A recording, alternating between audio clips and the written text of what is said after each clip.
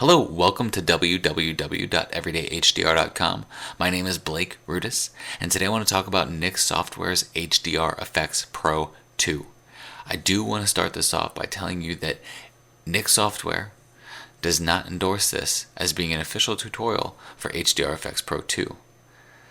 The views and opinions expressed in this tutorial are that of Blake Rudis and his comfy little space on the internet called everydayhdr.com. Now that that's out of the way, we're going to go to File, Automate, and go to HDR Efex Pro 2. That's going to open up this interface asking me, what do you want to do? What are the photos that you want to grab? Now, unfortunately, you can't drag and drop them in here. I've tried that before. It doesn't work. But you do have to go to Open. I've already got the file selected. It's from my recent photo walk.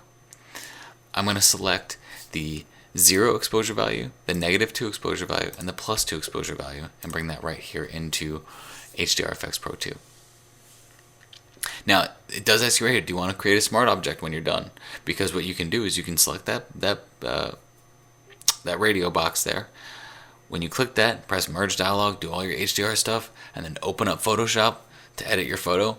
If you ever want to go back to HDR Efex Pro 2, just double click on that area. It'll take you right back into HDR Efex Pro 2. That's the beauty of working with smart objects.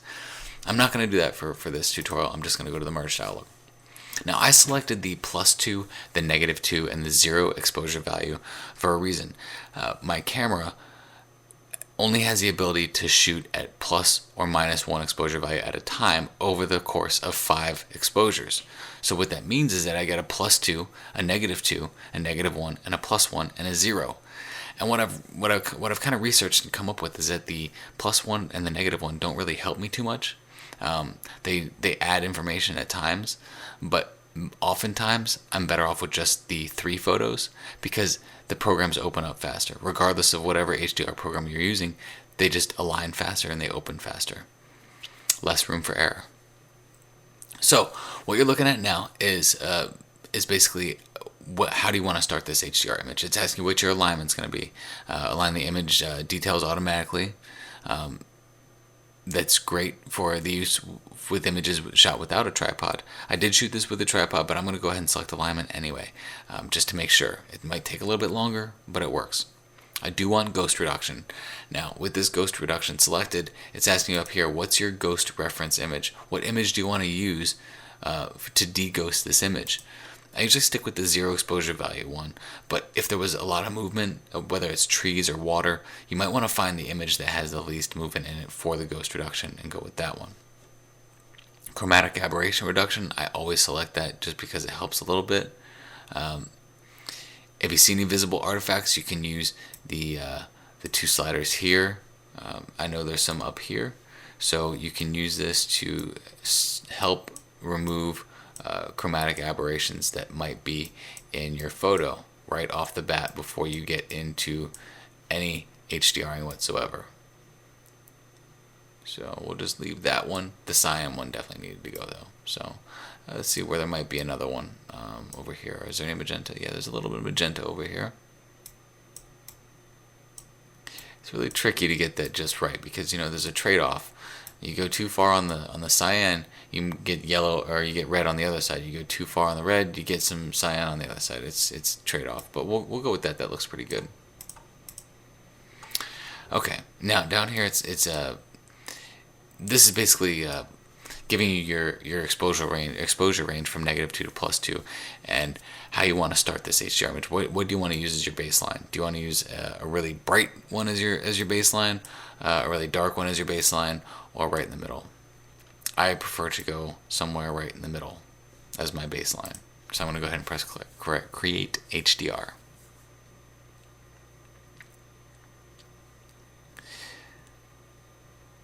They've really done a lot of awesome stuff Nix Software has with HDR Efex Pro 2. I mean, it's really hard to top HDR Efex Pro 1 because that was a great program. But HDR Efex Pro 2 has really just outdone itself and shown just how far they've come. I mean, I don't even know if that's fair to say because it's not like they really had to go very far. They've just really, they've outdone themselves. They've done a great job with this program. One of the great things that I've always liked about Nix Software's programs as far as HDR is concerned is that their presets are actually very good. They give you a good, at least they give you a good starting point. If not, sometimes you can just pick that preset and go with it. Since this is an architecture image, I'm going to go ahead and click on the architecture section and see just where do I want to start from. It's not an indoor photo, and those ones typically don't work for me right here. Outdoor one, alright. Outdoor 2. I'm going to start with outdoor 2. It's a good baseline. It's a great way to start. So, they've got this broken down into tone compression, tonality, color, selective adjustments, and finishing. Let's start with tone compression. Let's go ahead and turn all of these pretty much off to the bottom. So if you see, I start with HDR method first and then go back up to the top and work with the tone compression and the method strength. I choose my HDR method based off several different things when I click these radio buttons. You can see right here, this is the depth, and as you click the radio button, it tells you what it's doing over here. That's making the depth subtle, it's making the depth normal, it's making the depth strong. Here's the detail. It's making the detail soft. It's now making it realistic, accentuated, detailed, or grungy. So you can see the farther you go to the right, the more dramatic it gets, I guess, on the scale of detail. And then with drama, you have a flat image, a natural image, a deep image, a dingy, a sharp, and a grainy. Now, what I've started to realize after processing multiple photos in HDR Efex Pro 2, by multiple I mean a lot, is that these radio buttons, you start to see who you are as an HDRtist, I guess, with these radio buttons. And I've realized that I'm kind of a strong, realistic, sharp HDR kind of guy. I gravitate towards this. I like the way this looks. But with these possibilities here, I'm no mathematician, but that looks like 5 plus 4 plus 3, 9, 12. 12 times, I don't know, how does that work? 12 times 12 to the power of whatever. There's multiple combinations that you can come up with to make what HDR image you want. It's all a matter of experimenting and seeing what looks good for you. Now, with that being said, that doesn't mean that every image I process in here is a strong, realistic, sharp image. It just means that that's kind of what I gravitate towards, and that's what I start with. And if that looks good for me, I'll move on from there. And this does look good to me, so I'll move on from here. The method strength, that's where I move to next. This is kind of going to dictate how strong these settings are down here. So if you go far to the left, there's no strength really happening here from your HDR method below. So I usually, kind of hike that up a little bit just to kind of take whatever HDR method I've done down here and boost it up a little bit.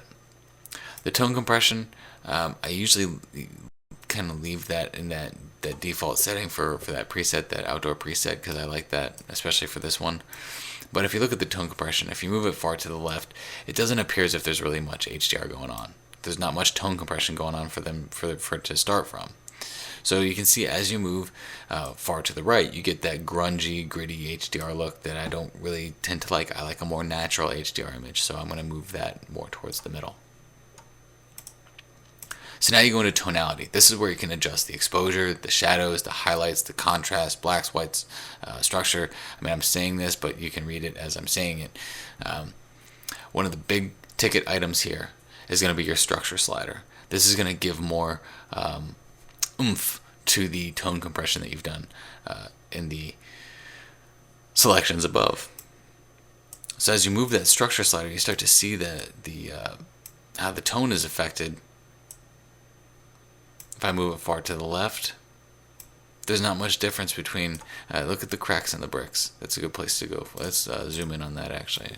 Move that over to the cracks in the bricks. Sorry, I'm taking you on a little joyride here. See how you move that structure over? Things start to get a little wonky on that side. But also look what's happening with the detail in the stop sign. I mean, you're really picking up some of that detail in the stop sign. So you have some trade-offs here, and we'll get into that in a second. So we'll go ahead and just kind of boost that structure just a little bit, and then we'll zoom back out. You can also adjust your shadows here.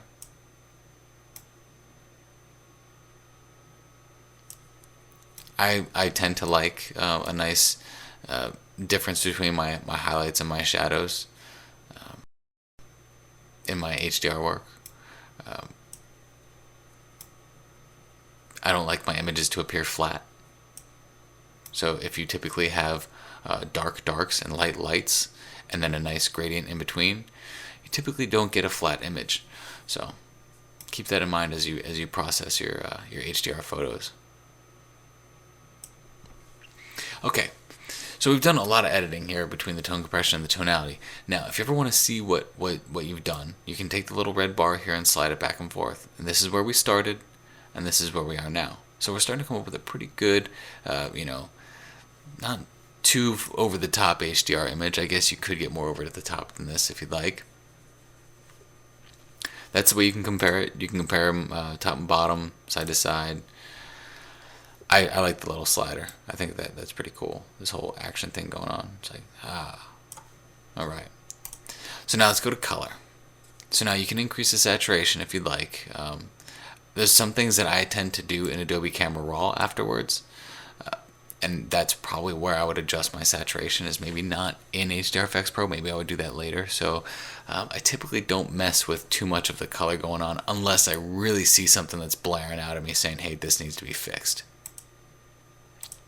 Selective adjustments. This is where things get really, really cool. Nik software has some awesome selective adjustments that you can do. Like I said before with this stop sign, with the structure, I liked what it was doing to the stop sign because of the gritty texture I was getting from the back of the stop sign, but I didn't really like what it was doing to the bricks in the wall. This is where a control point comes in. I can click that control point, I can select this stop sign, and I can adjust that brush by clicking up here on the top of that control point. You get the top portion here. These are kind of finicky, but they do work well. And then if you want to see what that control point is doing, it's selecting an area, just the area that you want it to kind of hit. Surrounding area around it, it will hit things that are very similar to that area. But that's fine because it makes it look a little bit more natural. Alright, so I'm going to unhide that. And then here's that structure slider right here. I can just increase the structure in the back of this sign. Pretty cool, huh? But let's say I want it a little bit darker. I can increase or decrease the blacks in just that sign. Pretty neat. The place where the control point is going to be very nice is up here in the sky. Because of the HDR decisions that I've made, my sky is looking a little gritty. So I can add another control point for my sky. And if you want to see what's affected, you can show your sky. Control point by clicking over here. Alright.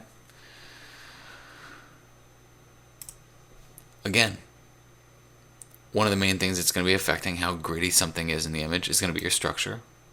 And it's also going to be your method strength. So I'd suggest moving both of those in unison, kind of back and forth a little bit, to see how you can get rid of your noise in that selected area.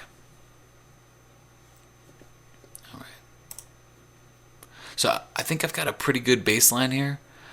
But then they've added some other things like the finishing. There's a graduated neutral density filter, which is great for landscape photography. You can do that graduated neutral density filter right here in HDR Efex Pro 2. Or you can do a vignette, which I do tend to like vignettes. I think they do kind of help out a little bit. Now, I like that they not only have the lens vignettes, which are the vignettes that come in from the sides and they kind of cut off the sides in a circular pattern. They also have a black frame. I really do like that black frame too. So you can adjust the amount, how hard or how soft you want that to be, the size of that vignette. Really powerful vignetting. I really do like their vignetting in here. So we'll just turn that off for now. And as of course, they've also added the levels and curves in here too, which is nice. You can adjust the levels and curves right here in HDR Efex Pro 2. But that's something that I think I would do in Photoshop afterwards. It's not something that I think I would edit right here, because I'd like to get really selective with my levels and my curves adjustments, and I'll show you that in a second too. So I'm going to go ahead and press OK and process this image, because I really like the baseline that I've started with right here.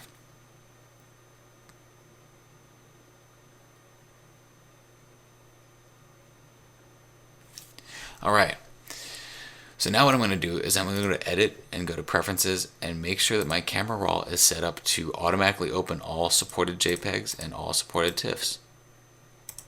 I'm going to save this, go to File, Save As, and I'll just save it as HDR Efex Pro TIFF. I do want to replace it.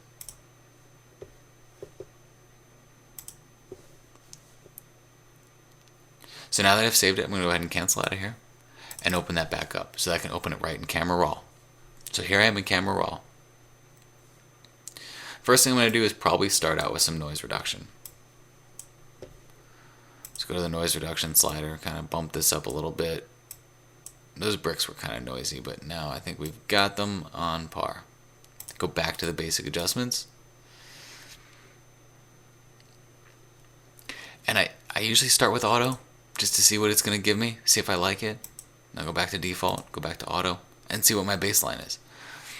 So let's see if we can benefit from the clarity slider, because that's usually where I'll start too. I kind of like a dingy clarity slider. I like the depth that it gives in those black areas. Might even adjust the vibrance here. Let's see. Vibrance is a cool slider because it doesn't. It's like saturation just hits the whole thing globally. Vibrance kind of selects the colors that it thinks are not saturated enough, and it adds some saturation. Like you can see what it's doing to the door right now. It's kind of adding some saturation to that door, so that looks kind of cool. So I'll keep that up there. So now you can go in, you can adjust your shadows and your highlights just as you would any other HDR image.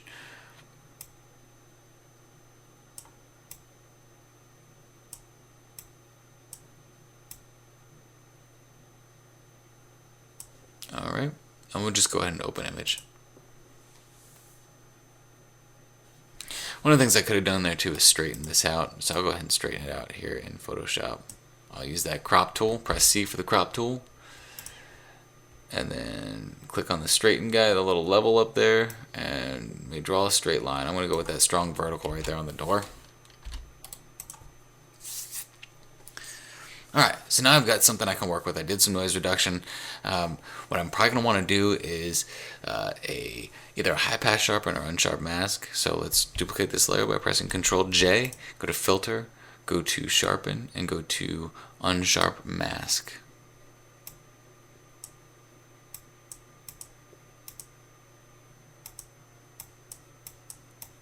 And I'm going to turn my preview on and off to make sure I like what's going on.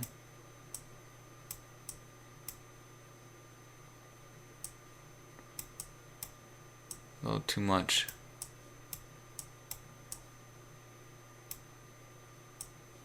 Alright, that's about good. Now I did say that I like to get selective with my curves adjustments, and I like to get selective with my curves adjustments by using specifically in my shadows. I'm going to go to filter, I'm going to go to or not filter, I'm going to go to filter, then go to select, and go to color range, and go to shadows. It's going to select all the shadows in my image, and now I'm going to do a curves adjustment and just kind of make those shadows a little bit darker.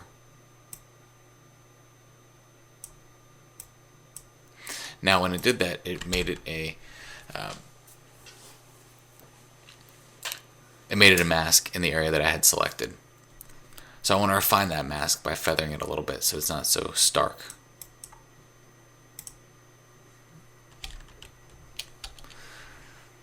And you can do the same thing with your highlights. Go to filter, go to select, color range, highlights. And you can do another curves adjustment there. Oops. Adjust your highlights a little bit.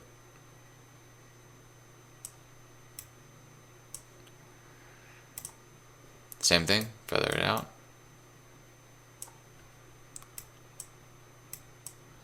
Now, these are pretty strong, so I'm probably going to set these to something like luminosity so that they aren't as powerful on my image. And then drop the opacity on them. But really what I'm doing there is just giving it some more depth. Taking away that flat HDR feel and giving it some depth. Now, I could go on and I could edit this longer, but that's my basic workflow on how I get my starting point for my even more creative process later. This is a great HDR image at this point, so I'll just go ahead and leave it at this. That's HDR Efex Pro 2. I hope you have a great weekend, and download the 30-day free trial, or maybe they have a 15-day free trial. I'm not sure. Either way, download the free trial, see if you like it, and go with it. It's pretty good stuff.